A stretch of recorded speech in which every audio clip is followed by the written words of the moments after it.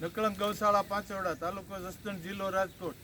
તારીખ 29/7/2025. આજનું ગાયનું લીલું લાધાભાઈ કરમસીભાઈ ભાયાણી તરફથી 135 મણ મકાઈ નાખવામાં આવે છે. બોલ રામા પીરની જય. 30 હશે ને?